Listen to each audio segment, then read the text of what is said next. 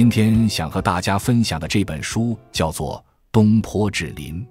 东坡我们都熟悉，就是苏轼，可以说他是中国古代最富有魅力的文人之一。志林就是比较短小的、非正式的见闻笔记的汇聚，你可以把这本书理解成苏东坡本人的一部微博集。苏东坡我们都喜欢，想要亲近他、了解他，从他身上汲取智慧和能量，有2个办法。一是阅读关于他的传记，名气最大的当然就是林语堂的《苏东坡传》，另外还有2部，一部是李一冰先生的《苏东坡新传》，还有一部是复旦大学朱刚教授的《苏轼十讲》。这些书都对苏东坡的人生做了精彩的呈现。不过传记都是其他人在研究苏东坡，要想更深入地理解东坡，不能光听别人怎么描述他，还要去读东坡自己的文字，他的诗，他的词，他的文章。而这本《东坡志林》就是他本人的小短文合集。苏东坡在这本书里讲的都是自己的日常生活，怎么旅行探秘，怎么过夜生活，怎么辟谷养生，遇到了哪些好玩的人，发生了哪些奇特的事情等等，都写在里头了。加上苏东坡细腻的情感、幽默的风格、丰富的想象力，让这本书有一种特别的滋味。如果你平时喜欢写写微博，在朋友圈里聊聊感想，那正好可以跟苏东坡学学，看看如何做到文短而情长，字数少却回味多。咱们来看其中的一篇文章，你可以把它看成苏东坡的一条旅行微博。他说自己解衣欲睡，月色入户，欣然起行，念无与乐者，遂至承天寺寻张怀民。怀民意未寝，相与步于中庭。大致意思是说，漫漫长夜，美丽的月色撩拨得我无心睡眠，我就跑去一座寺庙找朋友张怀民，2人一起赏月。接下来的这一段写得极美，庭下如积水空明，水中藻荇交横，盖竹柏影也。何夜无月，何处无竹柏？但少闲人如吾2人者耳。这段文字不长，可是我每读一遍都会被感动。这个世界上有许多的美景，我们未必需要跨越千山万水才能看到，需要的只是一份闲适恬淡的心境。用东坡自己的话说，江山风月本无常主，闲者便是主人。这段文字也许你已经很熟悉，但你有没有想过，东坡是在什么情况下享受这份闲适的呢？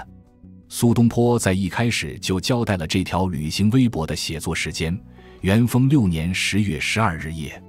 元丰6年，苏东坡在哪里？又在干什么呢？熟悉东坡生平的朋友可能已经想到了，他经历了北宋政坛最大的一场文字狱——乌台诗案，在结束了牢狱之灾后，被贬官到了湖北黄州，眼看着自己的政治前途就此终结，胸怀抱负全部落空。了解了这个背景，我们才能真正理解他在承天寺的那个夜晚和好友张怀民享受的那份闲。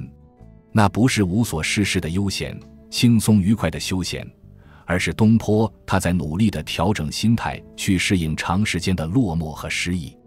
和这篇《继承天寺夜游》一样，东坡志林中的大多数文字都是苏轼在被贬的漫长岁月里随手记下的。我觉得这一点恰恰是这本书对我们现代人最重要的价值所在。为什么这么说呢？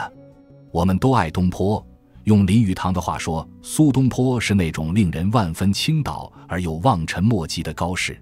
这个评价很准确。苏东坡让我们万分倾倒，可他的许多特质我们学不了。他的诗词文章望尘莫及，他的书法绘画望尘莫及，他的快意潇洒望尘莫及。但有一样，我们和苏东坡非常相似，那就是我们每个人在人生中无一例外的都会遭遇挫折打击，无一例外的都会体会到落寞失意，无一例外的都会经历各种至暗时刻，只不过有的人多点，有的人少点而已。在人世艰难这件事上，我们和东坡一定有共鸣。而如何应对生命的艰难，如何从风雨中看见彩虹，如何把命运的捉弄转化为成长的养分，我们可以从《东坡志林》这本小书中学到许多。一、苏东坡的人生心路历程。我自己在读《东坡志林》的时候，有一个特别强烈的感受，那就是苏东坡向我们展示了如何在不自由的命运中去创造、去享受生活的大自在。东坡宦海沉浮，一生很不自由，但东坡一面磨砺着应对生活的能力，一面修炼着自己的内心，通过不断的成长，获得了内心的大自在。那么，东坡是如何做到的呢？在回答这个问题之前，我们先来简单的回顾一下他的心路历程。少年，士之才，远大之器也。苏东坡的人生可以说是高开低走。他少年得志，20岁出头就考中进士，名动京师。当时的主考官欧阳修非常欣赏他，说吾当避此人，出一头地。意思就是我得给这个才华横溢的年轻人让路，因为他一定是出类拔萃的。宋仁宗在见了苏轼和他的弟弟苏辙之后，开心得不得了，回去之后就跟皇后说，吾为子孙得2宰相，我给我们赵家的后代谋得了2位宰相之才。后来仁宗去世，宋英宗也非常欣赏苏轼，要让他破格跃升。素来对苏轼赞赏有加的宰相韩琦却坚决反对。不过你可能猜不到他反对的原因。韩琦说，士之才，远大之器也，他日自当为天下用。苏东坡的才华是为天下用的大才华，是朝廷最重要的后备干部。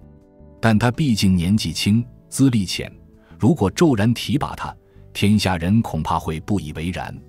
所以得耐心培养他，让他历练，让天下人都服气他。英宗一听有道理，就接受了韩琦的建议。你看，当时的皇帝，当时的宰相，当时的朝廷对苏轼是寄予厚望的，是把他当做国之大器来看待的。中年一朝被贬，也曾失意绝望。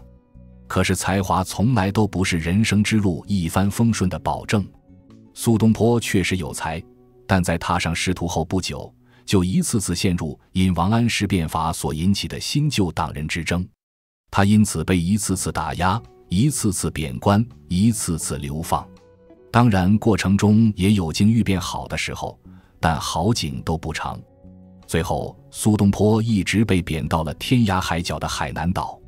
古代的海南岛跟现在可不是一回事，不是什么旅游胜地、天堂岛，而是环境恶劣的鬼门关。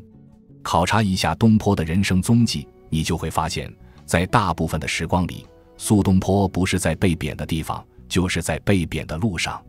对于苏东坡，我们往往会有一个刻板印象，觉得他总是那么潇洒，那么幽默，那么旷达。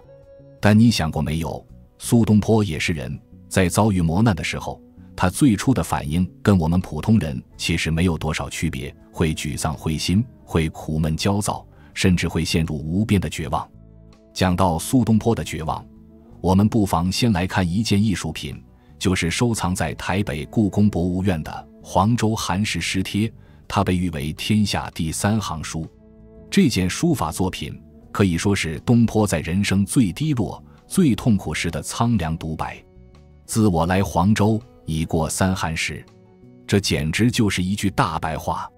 可如果你知道苏东坡为什么来黄州，来了之后的情况又如何，就不会觉得这句诗平淡了。1079年，元丰2年，北宋政坛上发生了建朝以来最大的一起文字狱，叫乌台诗案。这也是苏东坡人生中的一个至暗时刻。案子的过程很复杂，简单来说就是苏东坡在王安石变法的时候，写了不少诗歌讽刺新法。其实批评王安石的做法，这个行为本身没有危险，但他偏偏赶上了一个尴尬的时刻。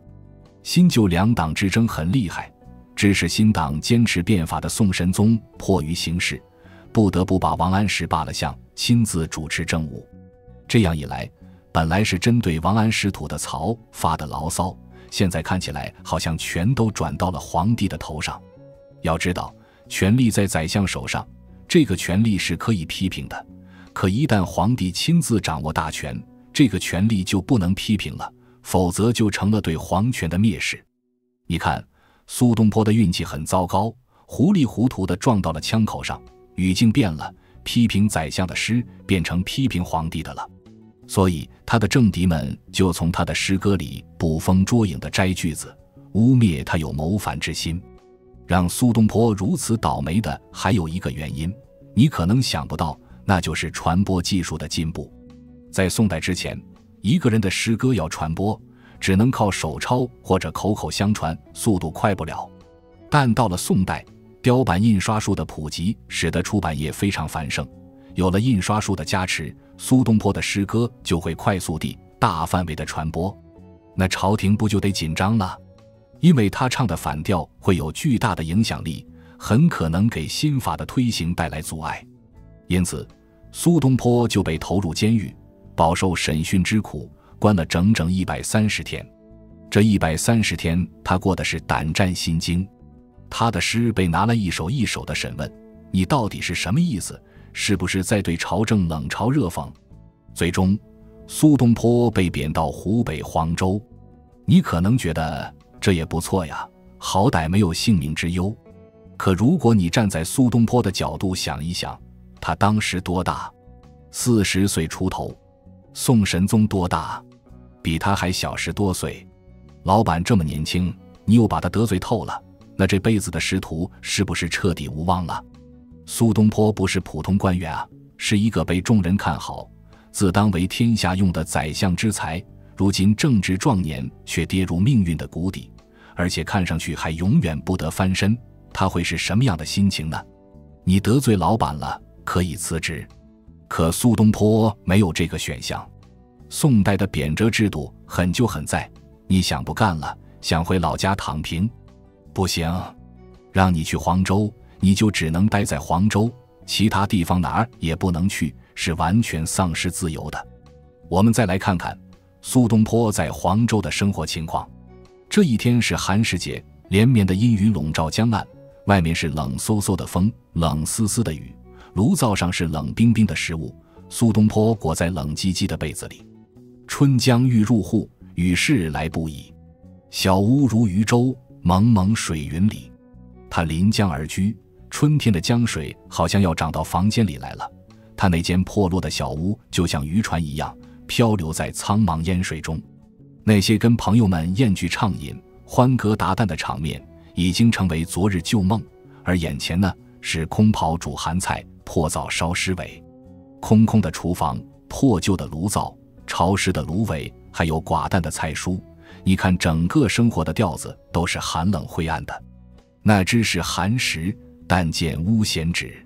苏东坡说，如果不是看到乌鸦衔着坟墓上的纸钱，他根本就忘了今天是寒食节。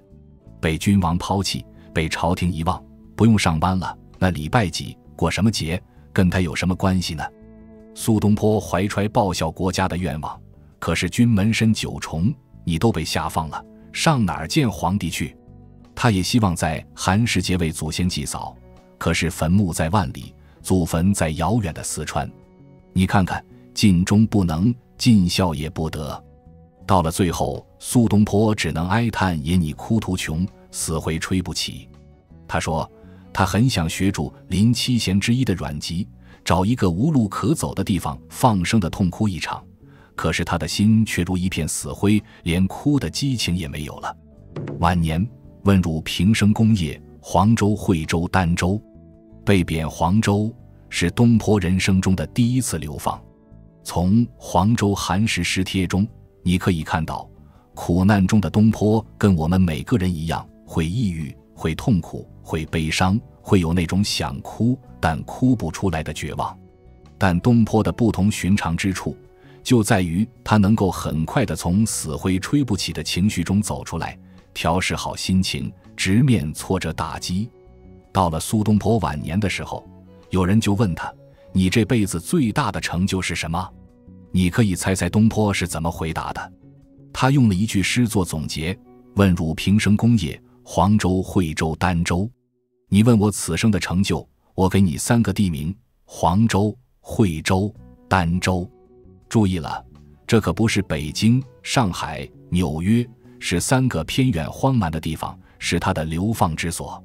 的确，东坡一生的主要成就恰恰是在被贬的时光中完成的，像一蓑烟雨任平生这样脍炙人口的诗词，前后赤壁赋、黄州寒食诗帖，甚至还有家喻户晓的东坡肉等等，举不胜举。活在这个世界上，人难免要经历一些痛苦，这些痛苦可以分为2种，一种毫无价值，只会徒增折磨，可是还有一种却可以让你变得更加强大。东坡的了不起之处就在于他修炼出了把地狱变成天堂的本领。2. 苏东坡应对苦难的策略。那么东坡是怎么做到的呢？在这本薄薄的《东坡志林》中，我们就可以找到他应对苦难的策略。我帮你总结了一下，总共有4条。策略1：锤炼生存力。东坡的第1条策略是锤炼生存力。谈到生存力，我们来看《东坡志林》中的一条很有意思的笔记，是关于辟谷的。辟就是去除的意思，谷就是粮食的统称，辟谷就是不吃五谷杂粮。我周围有一些热衷于养生的朋友，时不时就会辟谷一下，或者搞轻断食。可能你想不到，苏东坡也亲自实践过辟谷，这是怎么回事呢？据东坡考证，辟谷养生法起源于一次意外事故。有一天，一个人在山上不小心掉进了一个深不可测的大洞里，爬呀爬呀，就是爬不出来。山洞里没有东西吃，眼看就要饿死了。他突然发现山洞里还有很多的乌龟呀蛇呀，它们不吃人，而是每天一大早就引首东望，伸长了脖子向东方眺望。这个人就琢磨，这些乌龟和蛇干嘛呢？欣赏日出吗？好像不是。他发现它们是在吸入早晨的第一缕阳光，先吸进鼻子，再咽进肚子，然后个个活力充沛，摇头摆尾。于是这个人就跟着学，也把脖子伸长了，拼命地吸呀吸。几天坚持下来，非但不觉得饿了，反而感到身轻力强。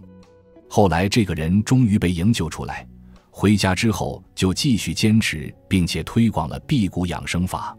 苏东坡也听说了这件事，觉得很有意思，就把它记了下来，并且表示要和儿子苏过一起来实践。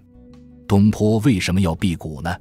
是因为他有血脂、血压、血糖3高的危险，还是因为他要追求长生不老呢？其实都不是。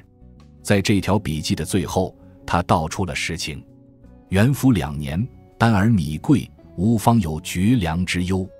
东坡晚年被贬到海南岛的儋州，这一年儋州的大米涨价，眼看就要吃不起粮食，有绝粮之忧啊。所以欲与过子共行此法，这才跟儿子苏过商量着一起学辟谷，这样就能以饱满的精神状态来抵抗饥饿了。我们会羡慕苏东坡的诗词文章，但不要忘记了，在很多时候他面临的首要人生问题不是创作，而是生存，是活下来。前面我们提到的黄州寒食诗帖，诗里还有一句卧闻海棠花，泥污燕之雪。这句诗看似在说花，其实也是在谈人。原来自己一直把自己当成花，花就是美丽的、娇贵的、干净的，是高高在枝头上的。可如果有一天花零落在了又脏又臭的泥土中，是不是过得了这一关？是不是还能够芳香如故？其实早在被贬黄州的时候，苏东坡就已经开始锤炼自己的生存力了。东坡在黄州遇到的头号难题是什么呢？钞票不够用，一不小心就成了月光族。他很快就想了一个压缩开支的好办法，并把它隆重推荐给了好朋友秦观。他的办法是这样的：每月出取4500钱，分成30份，挂在屋梁上。每天早上用叉子取下一串，不够也就这么多。偶尔有了结余，就放到竹筒里装着，用来招待客人。日子光靠省也是不行的，还得创收。东坡就完全放下文人的架子，开始务农。他开垦了一块荒地，扛起锄头种粮食，瓜果蔬菜。他每天辛勤劳作，双手都磨出了厚厚的老茧。这块地在哪儿呢？就在黄州城东边的小山坡上。从此他便开始以东坡居士自居。我们都知道苏东坡名叫苏轼，东坡这个号是到黄州务农之后才有的，但现在这个号比他的任何名讳都要响亮。苏东坡还把自己培养成了美食家兼烹饪大师，即便在艰难的生活中，他也能把饮食料理得有声有色。他发现猪肉在黄州这地方不大受待见，价格低贱如泥土，有钱人不屑于吃，穷人又不会做，于是他就自创新法，把半肥半瘦的五花肉放进锅里，用小火慢慢炖，味道果然是鲜美无比。老苏非常激动，兴高采烈地写下了一篇《猪肉颂》，并且到处拉着别人分享烧肉秘诀，名扬天下的东坡肉就此诞生了。苏东坡绝对不是那种只会写诗画画营造浪漫情调的文人，他是一个实干家。做官的时候，他政绩显著，比如在密州带领老百姓应对蝗虫灾害，兴修水渠；在杭州治理了西湖，修建了苏堤。不当官的时候，他也能经营好生活。这就叫我想起了西方的一句谚语：我们需要更脏的手，我们需要更干净的心。更干净的心永远保持高洁的品格。我们喜欢东坡，就是因为他有一颗赤子之心。但光有赤子之心还不够，干净的心也可能是脆弱的，万一是颗玻璃心怎么办呢？所以还得有一双不怕脏，什么事都能做的手。没有现成的饭吃，能烧；衣服破了能补；灯坏了能修；平日里能够种菜养鸡，需要时能够打柴捉鱼。不要小瞧这些能力，中国历史上的许多豪杰英雄都是生存力极强的人。大政治家舜是农夫渔民出身，姜太公会钓鱼，陶渊明诸葛亮都种锅田。苏东坡也一样，他在人生的困境中显示出的那种蓬勃的生命力和强悍的生存力，让我们看到人世间的苦难，但凡不能将我们打倒的，必将使我们更加坚强。策略2，用积极视角看人生。生存是第一步，但在困境中坚强地活下来还不够，你还得活得开心，活得惬意，活得带劲，活得没有精神内耗。那需要怎么做呢？东坡的第2条策略就是选取积极的视角。一件事要是用消极的眼光去看，简直倒霉透顶，但换个角度可能就不一样了。东坡就特别擅长用积极视角看人生。比如在人生为什么如此不顺的问题上，你猜东坡是怎么解释的？他说他这个人命运多舛，都是星座惹的祸。苏东坡是什么星座呢？东坡志林里有一条专门聊星座的，是苏东坡在流放海南岛的时候写的。他说乃知退之摩蝎，即摩羯座为申宫，而仆乃以摩蝎为命，平生多得傍遇，代是同病也。退之是唐代的韩愈，字退之。苏东坡认为自己和韩愈的命运有相似之处，一生坎坷，大起大落，是命里注定的。有人或许会觉得这是不是太宿命论了，太消极了？其实不然，苏东坡未必真的相信星座和命运之间的必然联系。他之所以这么讲，有2层深意。第一，他把自己和韩愈拉在了一起。韩愈也曾受到一连串的贬黜打击，几乎一生都在受到排挤，两个人的命运相似。东坡其实是在宽慰自己，遭遇苦难的不是单独我一人，才华横溢像韩愈这样的也难免。这样一想，是不是就不会自怨自艾了？再说了，韩愈经历磨难，却成为古文运动的领袖，唐宋8大家的代表，可见苦难击垮不了坚韧的意志，也阻挡不了才华的闪耀。这样一想，是不是就信心满满了？东坡看似是迷信星座，其实是在给自己找一个可以对标的先行者，这个人可以给自己勇气，给自己力量。东坡的这段星座论还有一层深意，那就是人生是平顺还是坎坷，自有命运安排。我们不需要美化苦难，如果能选择，无论是苏东坡还是韩愈，都不会想要这些磨难。但如果磨难就是命中注定的，是你逃不掉、躲不开的，你是不是就没得选了呢？不是的，你还可以选，你可以选对待挫折和打击的态度。黄州、惠州、儋州，偏僻荒蛮的流放之地，可苏东坡却说，这些正是他建功立业的地方。明明是断了粮，要挨饿，东坡却说他要和儿子尝试辟谷。你想想，挨饿是什么？是被动的节食。辟谷不一样了，是积极主动的节食。能够将这两件事情故意的混淆，并且赋予如此崇高目的的，我想可能只有苏东坡了。除了辟谷之外，苏东坡在这本小书里还分享了其他的养生方法。比如他给自己写了一个养生座右铭，贴在墙上，大致意思是说，从今往后我每顿饭只喝一杯酒，只吃一块肉。如果有尊贵的客人来访，那即便摆下丰盛的酒宴，也只有3杯酒3块肉，只能减少，不可增加。为什么要这么做呢？一曰安分以养福，二曰宽胃以养气，三曰省费以养财。又省钱，又养胃，又积累了福分，一举3得。再来看看赠张鄂这一条。张鄂是苏东坡的好朋友，有一天他向苏东坡问道，能不能给我一个延年益寿的方子？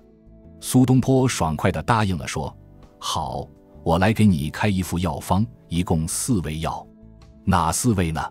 一曰无事以当贵，二曰早勤以当富，三曰安步以当车，四曰晚食以当肉。就是说，不要去追名逐利，心态好就是贵，早睡早起，身体好就是富，出门少坐车，多走走，既环保又得到了锻炼，肚子饿的时候再吃饭，就算是清水白菜也能吃得比肉还香。你看，短短4句话却概括了心态、睡眠、运动、饮食4个方面的养生秘诀。你可能会觉得苏东坡真不愧是养生达人，但他之所以能总结出这么多的养生方法，不是因为日子富裕，恰恰相反，是因为他在偏远的海南岛身处困顿中，却依然要拿回生活的主场权。如果从消极的视角看，是什么？没有丰盛的食物，没有豪华的交通工具，没有官场的事业可以忙。而换成积极的视角看，这不正是打造强健体魄的好机会吗？我们现在流行积极心理学，但能够把消极视角转化为积极视角，不仅仅需要一种心理上的调试，更需要一种思维上的突破，不人云亦云，依靠一种独特的眼光和见识来转化。我们现代人常常会有一种年龄焦虑，其实古人也有，叫悲秋。比如战国时期的宋玉就说，悲哉，秋之为气也。杜甫有万里悲秋常作客，100年多病独登台。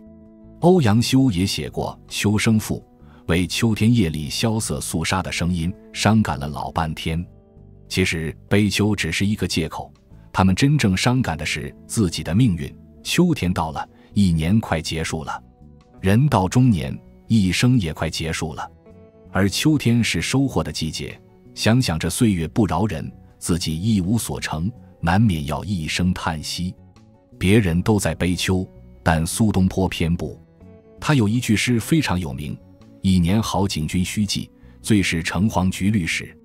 他说1年里头最好的风景就在秋天。东坡为什么要和其他人唱反调呢？其实这2句出自苏东坡写给朋友刘景文的一首小诗。写诗的时候，苏东坡53岁，刘景文58岁。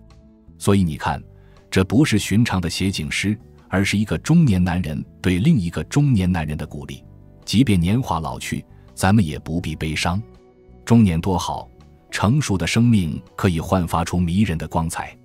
关于用积极视角看待年龄，《东坡志林》里也记载了这么一件事，说的是苏东坡被贬黄州的时候，有一回生了病，但他运气好，遇到了一位高明的医生，很快就康复了。于是苏东坡就邀请医生一起去玩，去游览当地一个叫做清泉寺的地方。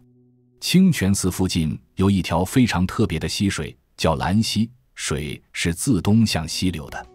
这一点就很反常了。我们都知道中华大地的常见地势是西高东低，所以江河之水都是东流注入大海的。有句诗里不是说吗？百川东到海，何时复西归？可是这个兰溪的水居然在清泉寺拐了一个弯，变成了向西流淌。见到这样奇特的风景，苏东坡非常激动，提笔做了一首词，最后几句是这样的：谁道人生无再少，君看流水尚能西，休将白发唱黄鸡。我们都说青春过去不再来，这是一个不可避免的自然规律。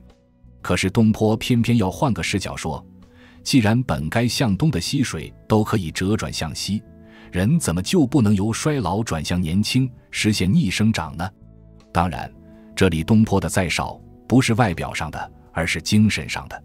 还有我们都说岁月如梭，白驹过隙，时光易逝永不回，但东坡他还要换个视角说，休将白发唱黄鸡，意思就是就算你已经满头白发了，也不要大唱什么人生短促，时日无多，只要对生活充满热情，根本不必和时光为敌，也无需有任何的年龄焦虑。这一天，大病初愈的东坡诗完也完了，词也写了，然后聚饮而归，痛快地喝了一场大酒，这才高高兴兴回家去。对了，关于苏东坡这次生病的原因，据说可能是因为他淋了一场冷雨。不过他淋的这场雨可不是普通的雨，而是催生的那一句一蓑烟雨任平生的雨。原来苏东坡被贬到黄州之后，以为自己此生再也没有回到朝廷的希望了，索性打算在当地购买田地。在前去相看田地的路上，遇到了一场大雨，偏偏大家又忘了带雨伞，其他人都被雨淋得狼狈不堪，可是东坡却潇洒自如，根本不在乎。不仅如此，他还把这件事写成了一首流传千古的小词《定风波》：莫听穿林打叶声，何妨吟啸且徐行。穿和打是力量很强的字眼，雨点穿过树林打在树叶上，这是来自外部世界的打击。这样的风雨自然界有，人世间也有，但东坡用莫听不要听2个字就把它们否定了。外界的风雨能不能对你发生作用，取决于你的内心是不是有定力，能不能把持得住。东坡当然也经历过绝望，但他并没有沉溺在绝望中，而是很快地调整情绪，提醒自己，既然人生的风雨不能避开，那我就坦然面对。真正乐观的人并不是从不消沉，只不过他绝对不会让消沉击败自己。东坡不但迎着风雨前行，还要怎么样？要吟啸。叶嘉莹先生对吟啸这2个字阐释得特别好，他说什么是吟啸？所谓吟啸是吟诗唱歌。为什么吟诗唱歌呢？那代表了一种赏玩的心情。一个人要训练自己在心情上留有一个空闲的余裕，就是空闲的余地，你不但能够不被外界的环境所打倒，而且还能够观察、欣赏和体会。我们接着往下看，竹杖芒鞋轻胜马，谁怕？一蓑烟雨任平生。苏东坡说，我没有宝马，也没有豪车，只有竹杖、芒鞋，但它们很轻快，比骑马还舒服，这是知足。他接着说，谁怕？光知足还不够，还要继续精进，勇猛向前。所以真正的知足，就是在物质上不计较，但在精神上不懈怠。定风波的上半阙写的是冒雨徐行的心情，下半阙写的是雨后的感受。料峭春风吹酒醒，微冷，山头斜，照却相迎。相迎这2个字用得真好，在经历了风雨，感到寒冷的时候，忽然一抬头，夕阳正朝着你，对你微笑，多么温暖亲切。人生也是一样，如果你知道雨后必然天晴，那就会拥有一种更加淡定通达的态度。回首向来萧瑟处，归去，也无风雨也无晴。东坡说，回头看看曾经走过的路，一路风吹雨打，不是很凄凉萧瑟吗？可现在的我，悠然地走向自己追求的地方，也无风雨也无晴。这道出了苏东坡对人生深切的体悟，生命本来就是在高潮和低潮的交替中度过的，只要高潮不让你过分狂妄，低潮不使你过分沮丧就很好了。外界的风雨阴晴我们无法掌握，但始终可以把握自己的内心。策略3：随遇而安，逆来顺受。从苏东坡的这一首《定风波》中，你也许已经找到了他应对生命困境的第3个策略：随遇而安，逆来顺受。随遇而安，逆来顺受，这2个词我们都太熟悉了，可能没有细细去琢磨其中的含义。随遇而安，为什么我们身处许多境遇中，哪怕是并不糟糕的境遇中，都难免会感到焦虑不安呢？东坡志林中有一个故事非常妙，说的是苏东坡在惠州的时候，有一天去爬山，半山腰有一座松风亭，他就想，等他爬到亭子那儿，他就可以休息了，就可以欣赏美景了。但这个山路很陡峭，爬了半天快累死了，抬头一看，这亭子还有好一段距离，那真是进一苦退一苦，叫人绝望。可就在这个时候，苏东坡突然醒悟了，他转念一想说，此间有什么些不得处，干嘛非得到亭子才能休息呢？他就地坐下不也很好吗？想通了这一点，东坡说他真是如挂钩之鱼，忽的解脱。你看这个比喻非常贴切。其实我们每个人都可能是一条挂钩之鱼，一条被钩子给吊住的鱼。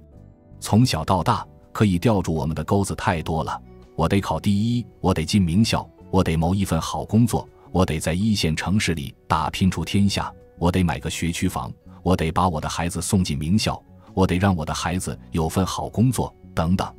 钩子是什么？就是对未来、对远处的那些执念。人当然要有理想，有目标，但如果一味地执着于目标，把此时此刻的生活、此时此刻的境遇统统当成了过渡，以为自己只有到了未来，只有实现了目标才会快乐，那就不可能随遇而安。很多时候束缚住我们的不是当下，而是未来。摆脱掉那些叫做执念的钩子，我们才能像东坡一样获得精神的自由。人生的过程很重要，可如果这个过程很艰难、很痛苦，那又怎么办呢？东坡的对策是逆来顺受。有人也许会觉得逆来顺受就是胆怯、懦弱、无用，其实未必。什么叫逆来？逆来是客观环境的考验，而顺受是自我心境的调试。逆境来袭时，你如果生出各种各样怨怼不满的叛逆情绪，那既没有办法改变现状，还可能会伤到自己。所以越是在逆境中，越是要转换心态，努力地让心境像水流一般平顺。那苏东坡是怎么样做到逆来顺受的呢？有3个办法。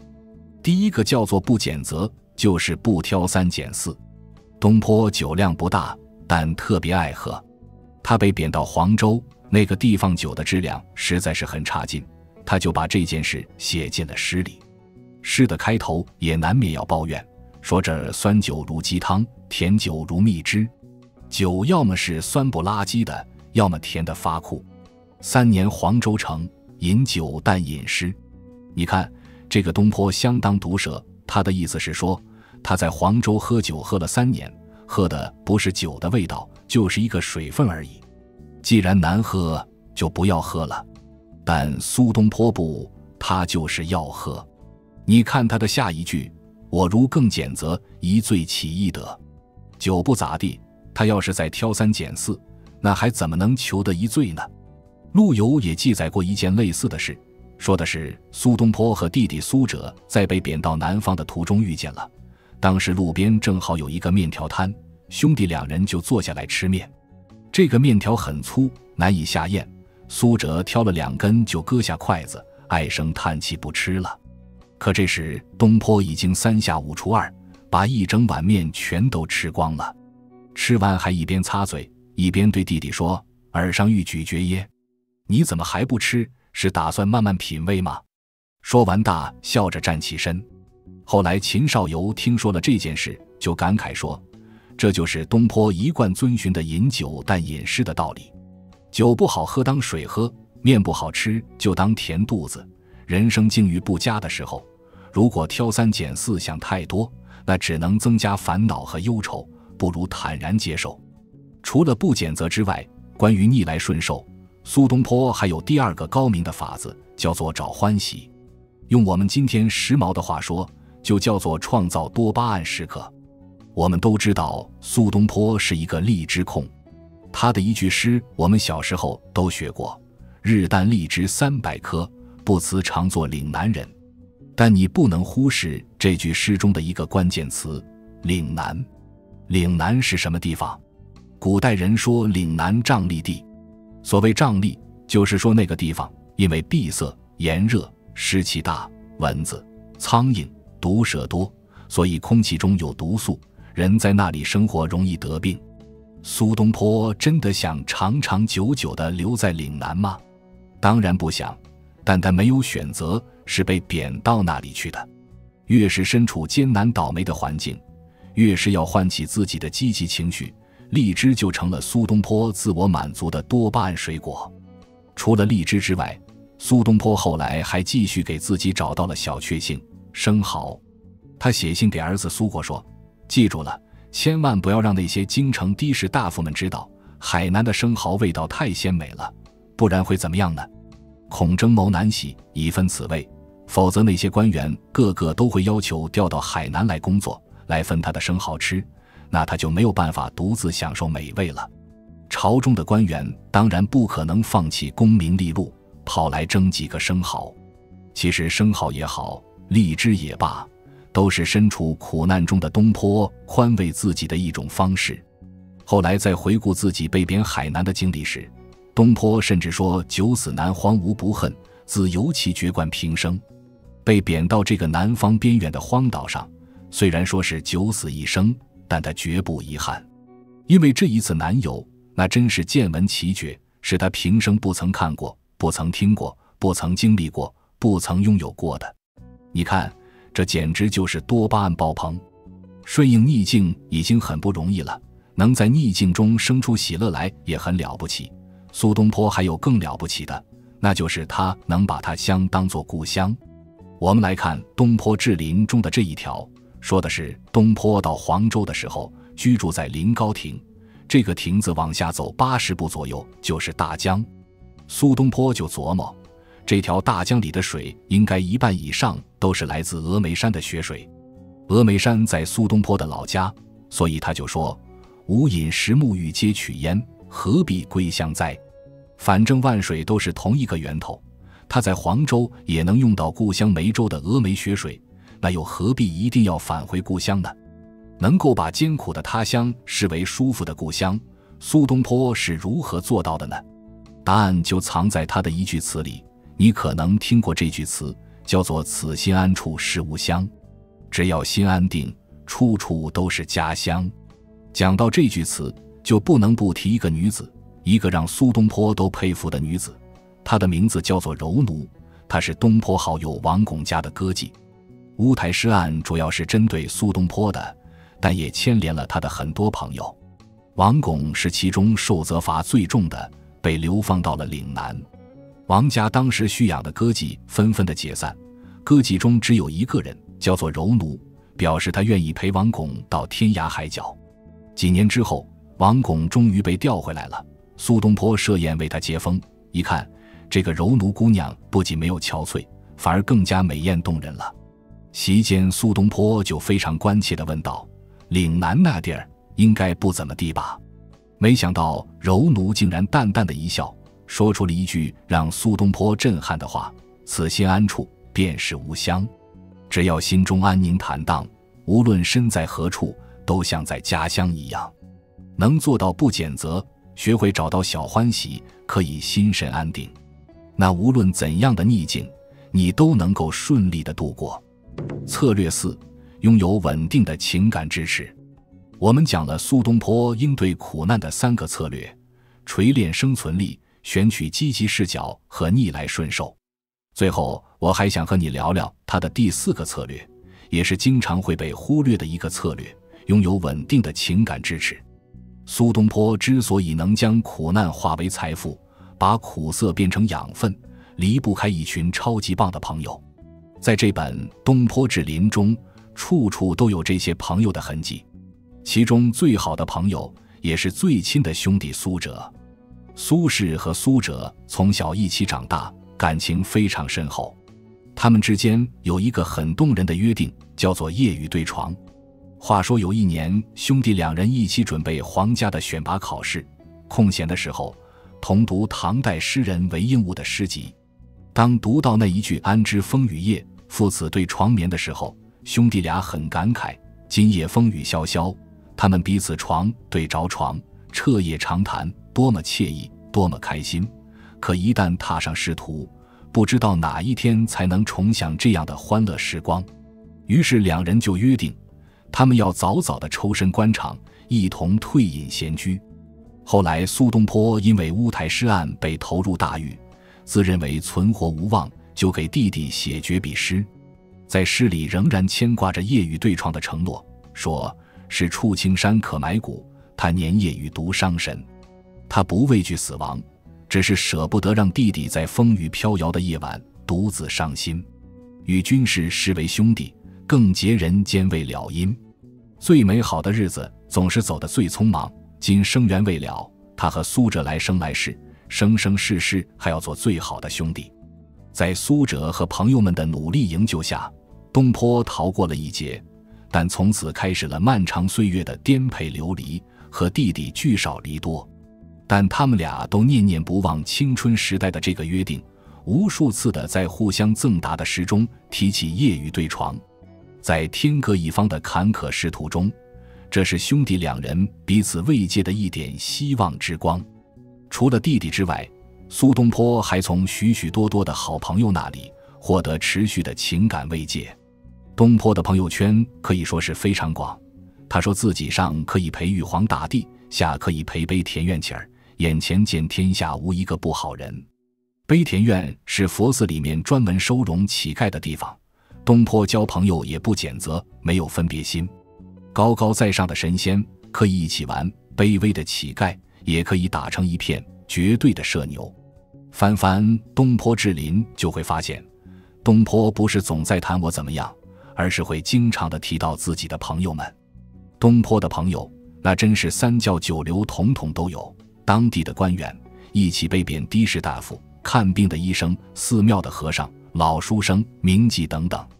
他和朋友们一起散步、赏月、逛街、旅游、作诗，探讨养生之道，日子过得充实饱满。有一句话叫做高处不胜寒。很多才华横溢的人性格往往比较孤独，很难交到朋友，但东坡为什么能呢？苏东坡在黄州的时候给好朋友写信，提到了这样一件事。他说自己放浪山水间，与樵鱼杂处，有的时候走在路上会碰到一两个喝醉酒的小混混，那些人把他推来搡去，甚至还对他骂骂咧咧。苏东坡刚开始当然也很不高兴，可是转念一想，这多好，说明没有人认识他了。从名满天下的大才子到不为人知的平凡人，苏东坡把自己内心的那种高傲，那种自恋全都放下来了。他跟朋友讲折自喜见不为人时，我很高兴渐渐的不为人知了。这种自喜中其实包含的是自我的成长，能够把自己放低，就能接纳更多不同的人，交到更多的朋友。而且东坡有一点特别难得，他是真正爱朋友的。过去的老朋友，哪怕是已经去世的，他深情记挂，一次次用书写来回忆他们。被贬谪到新的地方，他又能随时随地结交新朋友，用他的幽默带给朋友们欢乐。因为会爱，所以才被爱；因为被爱，东坡才更有底气去应对命运的跌宕起伏。我们仰慕苏东坡的才华，钦佩他的旷达，但不要忘记了，东坡之所以能够成为那个魅力无穷的闪亮之星，不仅在于他自己，也离不开他背后那个非常强大的情感天团。东坡志林，我们就聊到这里。东坡的才情，东坡的潇洒，我们也许无法模仿，但他如何在不自由的人生中活出生命的大自在，这一点我们是可以学习的。人生在世，难免遭遇曲折坎坷，但阅读会使我们懂得，古往今来许多的伟人名士，哪怕是天才如东坡，可爱如东坡，都承受着远胜于我们的不幸。既然他们都能够挺过来，并且创造出不凡的成就，我们有什么理由怨天尤人呢？再说了，命运给你苦难，真的只是苦难吗？经历的人世沧桑，迫使苏东坡拿起笔去书写，去表达。他最优秀的作品大多是在贬谪的时期完成的，可见苦难中也可能藏着财富，只是看你能不能把它挖掘出来。但愿你一生无论顺境逆境，都能享受到属于自己的那份欢喜，那份自在，都能创造出不一样的精彩。好了，本期就到这里。如果您觉得我们的视频不错的话，欢迎点赞、订阅并转发给身边的朋友，也欢迎你在留言区给出你的分享。我们下一期再见。